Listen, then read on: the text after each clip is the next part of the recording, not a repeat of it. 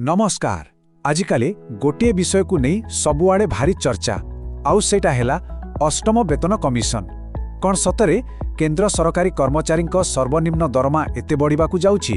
तेबे एही दाबी पछरे कौन सत्यता अछि? आसंतु एही विश्लेषण रे एहाको भल भाबरे बुझिबा। सबुठु आग एही संख्याटा उपरे टिके नजर पकांतु। 59,000 टंका। हाँ, एही संख्या को नहीं ही एबे सबुआड़े होइछै। प्रस्ताव दिया जाउछि जे केंद्र कर्मचारी मानकर सर्वनिम्न मासिक दरमा एटिकी हेबा दरकार। किंतु एहा केमिति संभव? तेबे प्रकृत प्रश्न हेउछि कोन एहा सतरे केंद्र कर्मचारींक पई नुआ सर्वनिम्न दरमा हेबाकु जाउछि? एही प्रस्तावित वृद्धि केते दूर वास्तव? आसंतु एही पूरा विश्लेषण रे एही प्रश्नर उत्तर खोजिबाकु चेष्टा करिबा। अच्छा, तेबे ए जो एते बड़ दरमा बढ़िबा कथा उठुछि, ए प्रस्ताव आसिला केउठु? किए एहा पछरे अछि एवं सेमानंकर मुख्य दाबी गुड़िक कौन? एही दाबी रखिछि national council of joint consultative machinery बा एहाकु आमे NCJCM बोली कहि परिबा। एइटा होछि कर्मचारी मानकर एक बहुत बड़ संघ जो माने सबु बळे सेमानंकर हक पई काम करंती। तेबे NCJCM केवल गोटिए दाबी रखिनी। सेमानंकर मुख्य दाबी गुड़िक कौन कौन आसंतु से विषय जानिबा। एहा केवल मूल दरमा वृद्धि रे सीमित नुहे। देखंतु एटी तीनोटी मुख्य कथा अछि।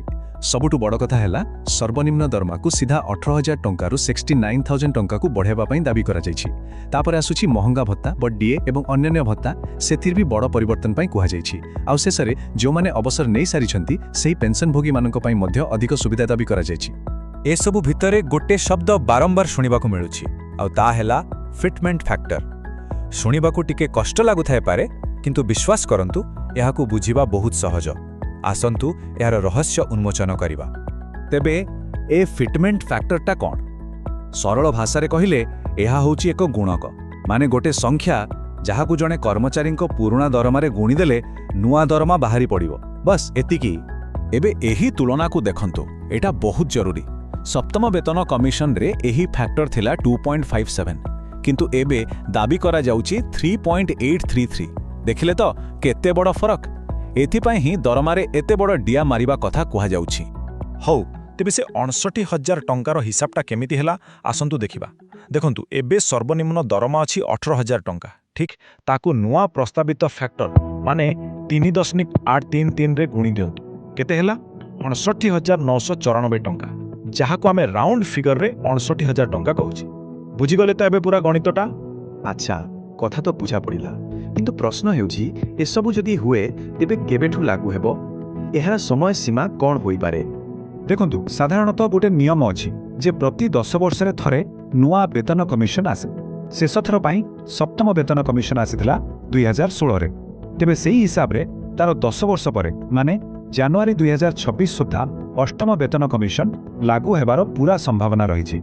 किंतु गोटे कथा मने रखिबा निहाती दरकार। ई जहाँ भी आमे आलोचना करूछे ए सबु होछि कर्मचारी संघर दाबी। ए विषय ए जाय सरकार तरफरु कोनोसी भी पक्का घोषणा करा जाय नाही। एते सब कथा जानिला परे आमे गोटे बहुत बड़ प्रश्न पाखरे पहुंची जाइछे, जहार उत्तर हुए तो आगामी दिन रे ही मिलिबो। तेबे शेषरे प्रश्न एया, गोटे पटे कर्मचारी दाबी आ अन्य पटे सरकारंकर आर्थिक बोझ, ए दुईटा भितरे संतुलन रखिले आपणक मतरे एही फिटमेंट फैक्टर प्रकृति रे केते हेबा कथा? एहा एक बड़ चिंतार विषय।